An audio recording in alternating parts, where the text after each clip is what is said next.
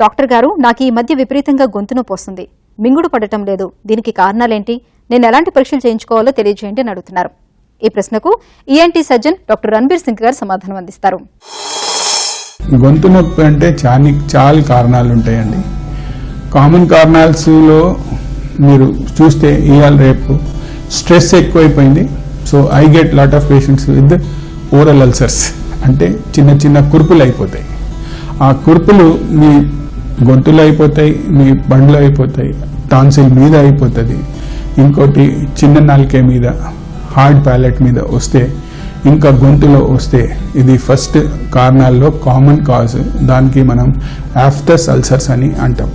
These are mostly stress related, నిద్ర లేకుండా లేకపోతే ఎక్కువ సిటీలో ఉన్న దాంట్లో స్ట్రెస్ రిలేటెడ్ ఉంటాయి. ఇంకోటి బి కాంప్లెక్స్ తక్కువైపోతే, లేకపోతే మనకు ఏమైనా ఇన్ఫెక్షన్స్, డయాబెటీస్ పేషెంట్స్ ఉన్నారు, దాంట్లో ఏమవుతుందంటే ఫంగస్ ఇన్ఫెక్షన్స్ వచ్చినా మీకు ఈ అల్సర్స్ వస్తాయి. సో కామన్ ఫస్ట్ కాజ్ అదే ఉంటుంది. తర్వాత మనకు ఉన్న కాజ్లో మనం గొంతు నొప్పి ఉంటే ఒకటే దాంట్లో ఉన్నామంటే tonsils. So tonsils are basically police man present in the body. మీరు ఫస్ట్ తింటే వాళ్ళు ఫిల్టర్ లాగా పనిచేస్తాయి, మీకు ఏదైనా బ్యాక్టీరియా వైరల్స్ లోపల పోకుండా. ఇంకోటి tonsils are such a big this thing, అంటే ఆ గొంతులో టాన్సిల్స్ ఇంత చిన్నగా అయిపోతాయి. సో రికరెంట్ మనము ఇన్ఫెక్షన్స్ అయిపోయి అవి చిన్నపిల్లల్లో పెద్దగా అయిపోతాయి, వేరస్ అడల్ట్స్లో అది ఏమవుతుందంటే ఫైబ్రస్ అయిపోతాయి. So size of the tonsil is not the criteria for any of those things. అది ఇన్ఫెక్షన్ ఎంత లోపల ఉన్నది, దట్ ఈస్ వెరీ ఇంపార్టెంట్. క్రిప్స్లో ఇన్ఫెక్షన్ ఉందా, లేకపోతే ఇన్ఫెక్షన్స్ లోపల ఉంది. ఒక్కసారి టాన్సిల్లో ఇన్ఫెక్షన్స్ వస్తే దాంట్లో మనం కారణాలు చూడాలంటే ముక్కుకు ఫస్ట్ ఎగ్జామిన్ చేయాలండి. ముక్కులో ఎముక ఉంటే, లేకపోతే టర్బినేట్స్ ఉంటే, లేకపోతే సైనస్ ఇన్ఫెక్షన్స్ ఉంటే, మనం పండుకున్నప్పుడు ఆ సైనస్ మీ గొంతులో డ్రైన్ అయిపోయి ఆ ఇన్ఫెక్షన్స్ మీకు గొంతులో వచ్చి మీకు ప్రాబ్లమ్స్ ఇస్తాయి. So you have a tonsillitis. ఇంకోటి మీరు తింటేటప్పుడు, అంటే బయట నీళ్ళు తాగేది, లేకపోతే స్ట్రీట్ ఫుడ్ తిన్నప్పుడు, లేకపోతే స్ట్రీట్ ఐస్ క్రీమ్స్ అవన్నీ తిన్నప్పుడు ఫస్ట్ ఫిల్టర్స్ లాగా పనిచేసే టాన్సిల్స్ ఇన్ఫెక్షన్స్ మనకు వచ్చే దాంట్లో ఈ ఇన్ఫెక్షన్స్ వచ్చే ఛాన్సెస్ ఎక్కువ ఉంటాయి.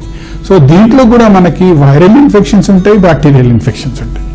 సో వైరల్ ఇన్ఫెక్షన్స్ అంటే ఫ్లూ, కోల్డ్, కాఫ్ వచ్చినప్పుడు కూడా గొంతు నొప్పి వస్తుంది.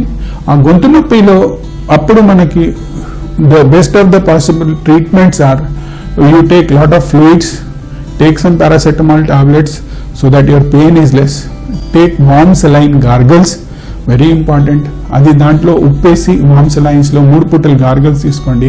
You can take coffee, tea or something hot soups, అవన్నీ తినేసి మీ హైడ్రేషన్ మెయింటైన్ చేస్తే 2-3 డేస్లో తగ్గిపోతుంది. If it gets a secondary bacterial infection, then you need to go to a doctor and get basically antibiotics. దీంట్లో ఉన్న దాంట్లో వెరీ ఇంపార్టెంట్ అంటే ఒకసారి మీరు యాంటీబయాటిక్స్ స్టార్ట్ చేస్తే, and if it is proved that you have tonsillitis, you should take minimum 7 to 10 days antibiotics. టాన్సిల్స్లో ఏమున్నదంటే deep seated infections ఉంటాయండి. అది కనిపించేది మనకి బయట ఏముండదు, తక్కువ ఉన్నాయి. అది లోపల కూడా చాలా మెటీరియల్స్ ఉంటాయి. Because it's a lymphoid tissue and organs లో ప్రాబ్లం పోయేదాకా. సో యాంటీబయాటిక్ ఎప్పుడైనా స్టార్ట్ చేస్తే మీరు 7 to 10 days తీసుకోవాలా. అందుకనే దాంట్లో 2 types ఆఫ్ యాంటీబయాటిక్స్ ఉన్నాయి.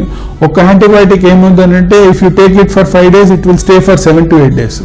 ఇంకో టైప్ ఆఫ్ యాంటీబయాటిక్స్ ఉన్నాయి, అవి మనము 2 days 5 days వాడుకొని, మన జనాభాలో ఏ ప్రాబ్లమ్స్ ఉన్నాయంటే వాళ్ళు పోతారు, పాత ప్రిస్క్రిప్షన్ తీసుకుంటారు, ఆ ప్రిస్క్రిప్షన్లో 3 days మందు వేసుకొని బాగా అయిపోతే క్లోజ్ చేసేస్తారు.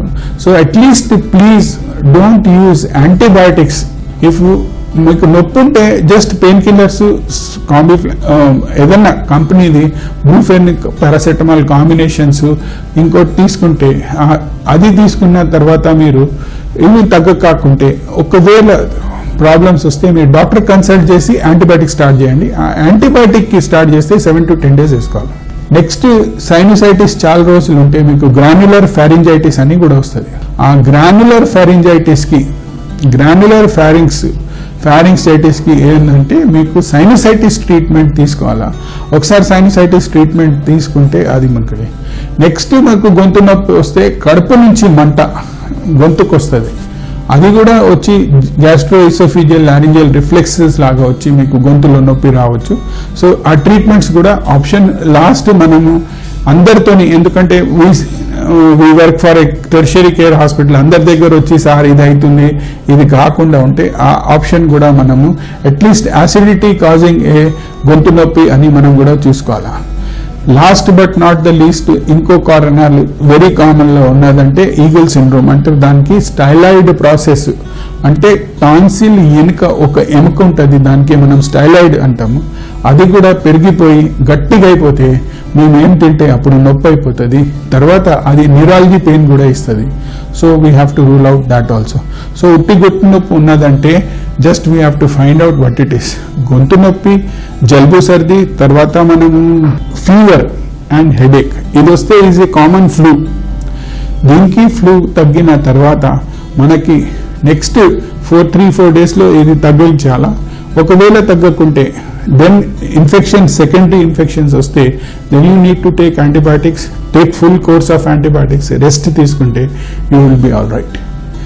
రికరెంట్ ఇన్ఫెక్షన్స్ వచ్చే ఛాన్సెస్లో మనకు సైనసైటిస్ ఒక ట్రీట్మెంట్, ఎడినాయిడ్స్ చిన్నపిల్లలకు ఉంటే అది కూడా ఒక సోర్స్ ఆఫ్ రికరెంట్ కోల్డ్స్ ఉంటాయి, గొంతులో గురుకలు వస్తాయి.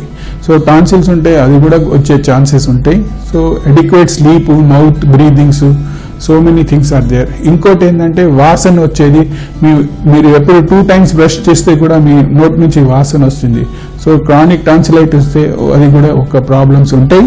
So you have to take care of your this thing. So every tonsil infection ఒకసారి అయిందంటే need not go for a surgery. That is very very important. So at least మీకు 2 to 3 times per year problems వస్తే, ఇంకోటి fever వస్తే and 4 to 7 days మీకు medicine తీసుకోవాలి అవకాశం అయితేనే మీరు టాన్సిల్ సర్జరీ చేయించుకోవాలి. లేకపోతే మీరేం చెప్తారు, సార్ టాన్సిల్ తీసేశారు మళ్ళీ నొప్పి వచ్చిందంటే that means it has been inadequately investigated to know what is the reason for your tonsillitis.